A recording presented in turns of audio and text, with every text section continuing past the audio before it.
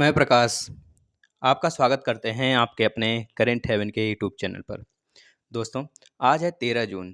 13 जून 2021 से जितने भी करंट अफेयर के इम्पोर्टेंट क्वेश्चन बने हैं, उसके साथ हम स्टैटिक जीके और प्लस रिलेटेड फैक्ट डिस्कस करेंगे। तो आप लास्ट तक ज़रूर बने रहिएगा और लास्ट तक बने रहने से आपको एक फ़ायदा और मिलेगा कि आप सारे क्वेश्चन का नोट्स बना पाएंगे, जिससे कि आप आने वाले किसी भी एग्जाम को आसानी से क्रैक कर पाएंगे दोस्तों। तो चलिए हम लोग क्वेश्चन को स्टार्ट कर लेते हैं। और आप यह सारे एग्जाम्स के लिए इंपॉर्टेंट होता है दोस्तों, चाहे जिस भी एग्जाम्स का प्रिपरेशन करते हैं, UP TET, CTET, UPSI, UPP या फिर किसी भी स्टेट पीएससी तक कोई भी एग्जाम हो ऑल इंडिया में दोस्तों। तो आप सारे एग्जाम्स के लिए आराम से इसको देख सकते हैं और नोट्स भी प्रिपेयर कर सकते हैं। तो चलिए हम लोग स्टार्ट कर लेते हैं क्लास आज का। पहला क्वेश्चन है आज का दोस्तों, हाल ही में क्यूएस ने वर्ल्ड यूनिवर्सिटी रैंकिंग 2020 जारी की है। उसने कितने विश्वविद्यालयों को जगह दिया है? दोस्तों, इसके कहने का मतलब है क्यूएस का पहले तो फुल फॉर्म आप पता कर लीजिए। क्यूएस का फुल फॉर्म क्या होता है? क्विकरली साइमंड। क्या होता है दोस्तों? क्विकरली साइमंड होता है।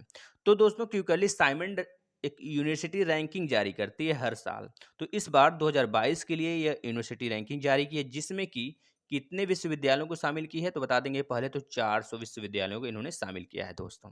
इस 400 विश्वविद्यालयों में भारत के कितने विश्वविद्यालय शामिल हैं तो बता देंगे दोस्तों। भारत के 4 विश्वविद्यालय शामिल हैं। इस सूची में भारत के 4 विश्वविद्यालय शामिल हैं। यह बात याद रखेंगे, 400 में 400 विश्वविद्यालय शामिल हैं, जिसमें से अगर बात करें 200 के अंदर 200 के अंदर भारत के 3 विश्वविद्यालय हैं। कौन कौन से हैं? भारत के विश्वविद्यालय और प्लस फर्स्ट रैंकिंग, सेकंड और थर्ड रैंकिंग। इतना आपको जानना जरूरी है। तो जो भारत के पहले 3 हैं जो 200 के अंदर शामिल हैं, उसका नाम पहले बताते हैं। पहला लिखिए आईआईटी बॉम्बे, जो कि 177वें रैंकिंग पर है। दूसरे नंबर पर है आईआईटी दिल्ली, जो कि 150वें नंबर पर है दोस्तों। तीसरा याद रखेंगे आईआईएससी बंगलोर, जो कर्नाटक में है, यानी कि यह 186वें नंबर पर है। तो याद रखेंगे दोस्तों, ये तीनों रैंकिंग भारत के हैं। और अगर बात करें पहले स्थान पर कौन सा है विश्वविद्यालय तो बता देंगे मैसाचुसेट्स इंस्टीट्यूट ऑफ टेक्नोलॉजी। यह 10वीं बार लगातार टॉप पर आया है, यानी कि 10 बार से यह लगातार टॉप पे आ रहा है। इसको अगर हम शॉर्ट में कहें तो एमआईटी भी कहते हैं। आपने अब जाना होगा एमआईटी का फुल फॉर्म भी। अगर बात करें दूसरे स्थान पर कौन है तो ऑक्सफोर्ड यूनिवर्सिटी, आपको पता है कितना फेमस यूनिवर्सिटी है। और तीसरे स्थान पर है दोस्तों कैम्ब्रिज विश्वविद्यालय, है ना। तो ये तीनों आप याद रखेंगे। और भारत के 3 जो कि आईआईटी बॉम्बे 177 नंबर पे है, और आईआईटी दिल्ली जो 185वें नंबर पर है, और आईआईसी बंगलौर जो कि 186वें नंबर पर है। ये तीनों इंपॉर्टेंट है, आप याद रख सकते हैं दोस्तों। अगर हम नेक्स्ट क्वेश्चन पे चलें तो नेक्स्ट क्वेश्चन को देखिएगा। हाल ही में लापता व्यक्तियों की पहचान के लिए किन संस्था ने लॉन्च किया आई फैमिलिया? बताएंगे दोस्तों। आई फैमिलिया एक तरह से यह एप्लीकेशन कह लीजिए, है ना, कि इसको किस संस्था ने लॉन्च किया है आपको यह बताना है। इंटरपोल दोस्तों, किसने लॉन्च किया है? इंटरपोल ने लॉन्च किया है दोस्तों। आई फैमिलिया का मतलब है कि जैसे कि कोई विद्या मतलब कोई भी छात्र या फिर कोई भी छोटा बच्चा या फिर कुछ भी कोई भी व्यक्ति खो जाता है मान लीजिए। तो अगर उसको ढूंढना हुआ तो हम उसके डीएनए, जैसे उसकी फैमिली की डीएनए हो गई या फिर उसके रिश्तेदार रिलेशन दोस्तों का सैंपल हो गया डीएनए का, उसको लेकर उस लापता व्यक्ति को आसानी से हम पहचान सकते हैं। इस वजह से ये बहुत ज़्यादा कह लीजिए कि काफ़ी अच्छा पहल है सरकार का, और इससे आसानी से व्यक्ति का पता लगा सकते हैं।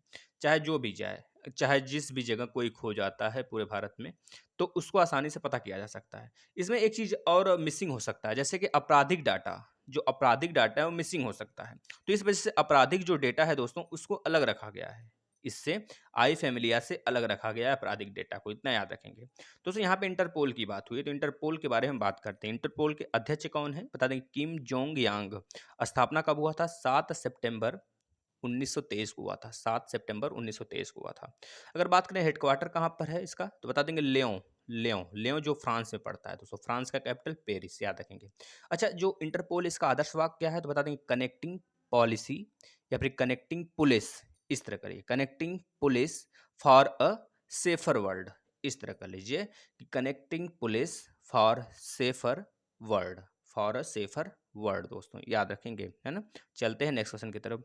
हाल ही में विश्व बैंक ने 2021 में भारत की अर्थव्यवस्था में कितने प्रतिशत वृद्धि की अनुमान लगाई है दोस्तों? 2021 की यह जो वृद्धि अनुमान लगाया गया है वर्ल्ड बैंक द्वारा, ये कितना लगाया गया है आपको यह बताना है। तो बता देंगे दोस्तों 9.3% की वृद्धि का अनुमान लगाया गया है।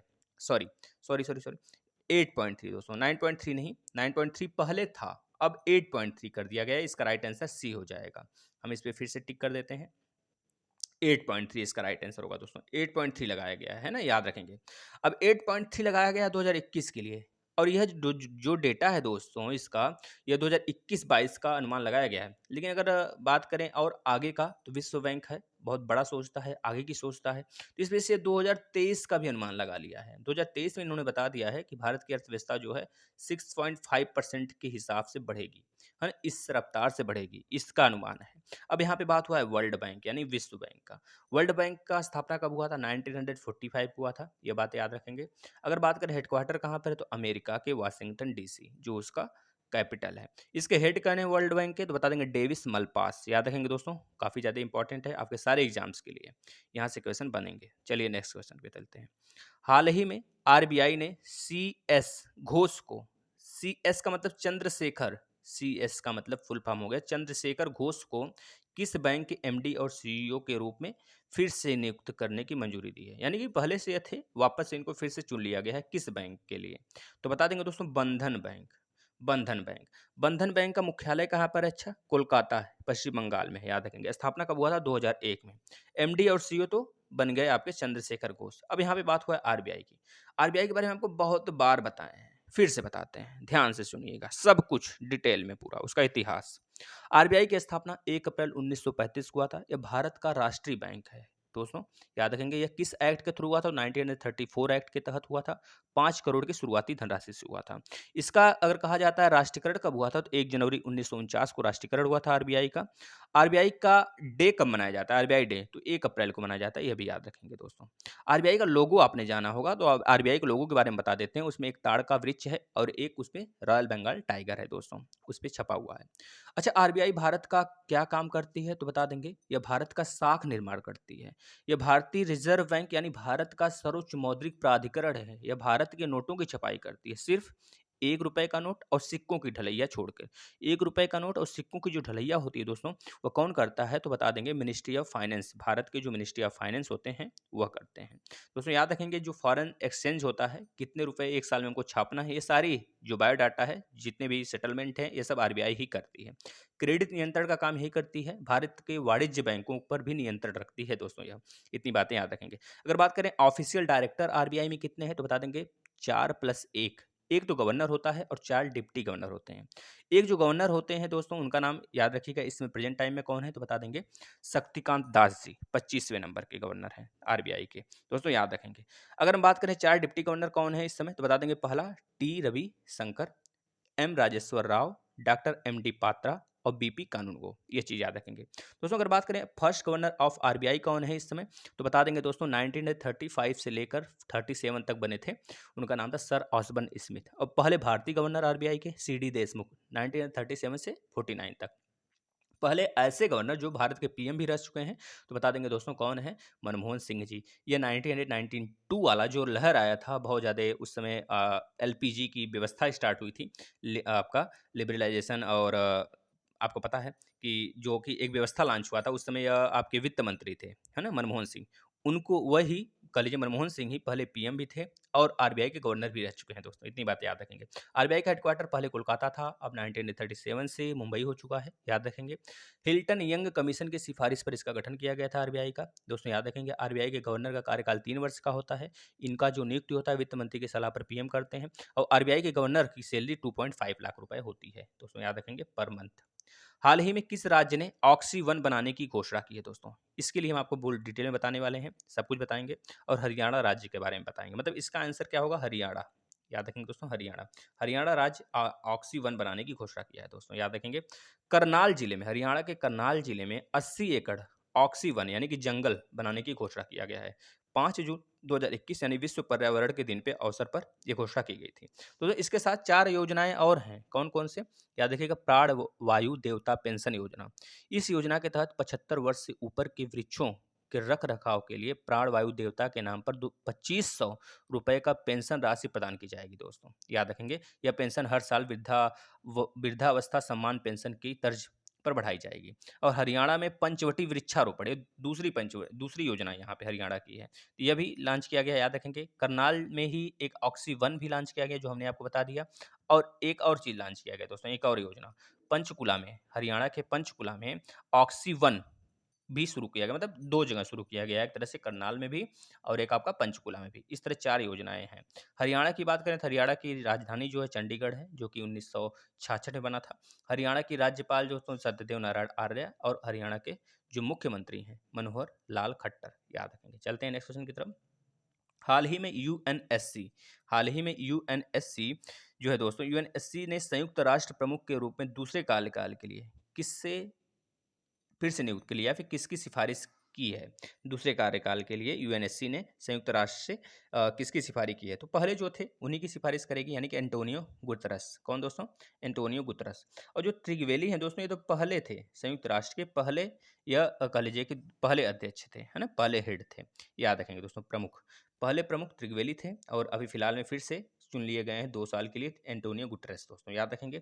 अब यहाँ पे संयुक्त राष्ट्र के बारे में आपको बहुत बार बताए हैं, फिर से बताते हैं संयुक्त राष्ट्र के बारे में। चलिए, संयुक्त राष्ट्र की स्थापना कब हुई थी? तो बता देंगे 24 अक्टूबर 1945 को। संयुक्त राष्ट्र की स्थापना के समय, यानी कि जब उसका गठन हो रहा था, संस्थापक मतलब स्थापना हो रहा था, तो उस समय 51 देश शामिल थे, यानी कि संस्थापक देश कितने हैं? 51, जिसमें भारत भी था। इस समय 193 देश हैं दोस्तों, याद रखेंगे, जिसमें दक्षिण सूडान लास्ट है। अगर बात करें इसमें लैंग्वेज कितने हैं, भाषाएं कितनी बोली जाती हैं, तो बताएंगे 6 भाषाएं बोली जाती हैं, अंग्रेजी, फ्रेंच, चीनी, रशियन, अरबी और स्पेनिश। अंग्रेजी और फ्रेंच जो है दोस्तों, यह कार्यकारी भाषा है, यानी कि वहाँ की ऑफिशियल लैंग्वेज है, कह लीजिए दोस्तों। अगर बात करें इसमें कितने सदस्य हैं, इसमें कितने पहले अंग कितने हैं ये बता दीजिए, तो बोलेंगे 6 अंग हैं। कौन कौन से, तो बता देंगे दोस्तों। एक है महासभा, सुरक्षा परिषद, आर्थिक एवं सामाजिक परिषद, प्रन्यास परिषद, अंतर्राष्ट्रीय न्यायालय और एक है सचिवालय। ये 6 इसके अंग हैं। अगर बात करें दोस्तों सुरक्षा परिषद में कितने सदस्य हैं, तो बोलेंगे 15 देश इसके सदस्य हैं, जिसमें 5 अस्थायी हैं और जो 10 अस्थायी हैं वह हर 2 साल पे चुने जाते हैं। जो 5 अस्थायी हैं उनका नाम याद रखिएगा, अमेरिका, रूस, ब्रिटेन, फ्रांस, चीन। कौन कौन? अमेरिका, रूस, ब्रिटेन, फ्रांस, चीन दोस्तों। चलिए नेक्स्ट क्वेश्चन की तरफ चलते हैं। नेक्स्ट क्वेश्चन देखिएगा। हाल ही में भारतीय नौसेना ने अपने बेड़े में कितने स्वदेश निर्मित हल्के हेलीकॉप्टर को शामिल किया है? आपको यह बताना है, भारतीय नौसेना ने कितने हेलीकॉप्टर को शामिल किया है दोस्तों। इसमें बता देंगे 3। कितने को दोस्तों? 3 हेलीकॉप्टरों को शामिल किया गया है। 3 हेलीकॉप्टरों को शामिल किया गया है भारतीय नौसेना द्वारा। भारतीय नौसेना के बारे में हम आपको बहुत बार बताएं, हमेशा बताते हैं दोस्तों, है ना। नौसेना दिवस भी आपको बताया गया, कब मनाया जाता है? नौसेना दिवस 4 दिसंबर को मनाया जाता है दोस्तों, 4 दिसंबर को, है ना। करमवीर सिंह इसके हेड हैं, है ना, याद रखेंगे दोस्तों। अगर बात करें हिंदुस्तान एरोनॉटिक्स लिमिटेड द्वारा, ये चारों के चारों जो है दोस्तों, यह आपके 4 नहीं दोस्तों, यहाँ पे 3 होगा, सॉरी मिस्टेक हो गया हमसे, ये 3 होगा दोस्तों, इसका राइट आंसर 3 होगा दोस्तों। 3 हेलीकॉप्टर को शामिल किया जाएगा। ये जो 3 हैं दोस्तों, जो तीनों की तीनों हैं, किसके द्वारा लॉन्च किया गया है, मतलब बनाया गया है, तो बता देंगे हिंदुस्तान एरोनॉटिक्स लिमिटेड द्वारा बनाया गया है दोस्तों। याद रखेंगे इसके सीएमडी कौन है? आर माधवन है। और हेडक्वार्टर कहाँ पर है? यह हिंदुस्तान एरोनॉटिक्स लिमिटेड का बता देंगे बेंगलुरु, कर्नाटक में दोस्तों, है ना। चलते हैं नेक्स्ट क्वेश्चन की तरफ। दोस्तों जितना जानते हैं आप नौसेना के बारे में, जितना बताया गया आपको, सब कुछ लिख डालिए आप, जितना जानते हैं सब लिख डालिए, जिससे कि आपका रिवीजन होता रहेगा। चलिए नेक्स्ट क्वेश्चन की तरफ चलते हैं। एनीमिया मुक्त भारत सूचकांक में कौन सा राज्य पहले स्थान पर है? आपको यह बताना है दोस्तों, पहले स्थान पर कौन सा राज्य रहा है यह भी बताना है, और किस राज्य में ज़्यादा सुधार हुआ यह भी बताना है दोस्तों। दोस्तों जो इसका राइट आंसर है, मध्य प्रदेश पहले स्थान पर रहा है, ये चीज़ याद रखेंगे। अगर बात करें दोस्तों दूसरे स्थान पर कौन रहा है? उड़ीसा रहा है, और तीसरे स्थान पर हिमाचल प्रदेश आ गया। तो हिमाचल प्रदेश पहले 18वें स्थान पर था। अगर बात करें 2018-19 में यह 18वें नंबर पर था, लेकिन अभी हाल में यह अपनी रैंकिंग में सुधार किया है और एनीमिया के मामले में यह आ गया दोस्तों तीसरे स्थान पर। अगर बात करें दोस्तों एनीमिया क्या होता है? एनीमिया मतलब जो रक्त की बहने की क्षमता है दोस्तों, वो हमेशा लगातार क्या होता है? बहता जाता है। इसमें 2-3 प्रकार के एनीमिया होते हैं, है ना। खून की कमी कह लीजिए, खून की कमी, एनीमिया का मतलब साफ-साफ ये समझ लीजिए खून की कमी हो जाना, है ना। एनीमिया का मतलब खून की कमी हो जाना। रक्त क्षमता अगर मान लें कहीं चोट लग गया, तो वह शुगर का बीमारी होता है, शुगर होता है उससे, जो कि चोट लगने के बाद ब्लड्स वगैरह रुकते नहीं हैं, या फिर कह लीजिए जो अगर चोट वगैरह कहीं लग जाती है जल्दी सही नहीं होते हैं, वह शुगर की बीमारी होती है। अच्छा जो यह सूचकांक है दोस्तों एनीमिया है, ये किस आधार पे निकाला जाता है? जैसे बात करें भारत में लगभग 50% गर्भवती महिलाएं हैं, 5 साल से कम उम्र के 59% बच्चे हैं, 54% किशोर लड़कियां हैं और 53% मतलब गैर गर्भवती और गैर स्तनपान कराने वाली महिलाएं एनीमिया से पीड़ित हैं दोस्तों। यह बात बताई जा रही है, ये चीज़ें याद रखेंगे।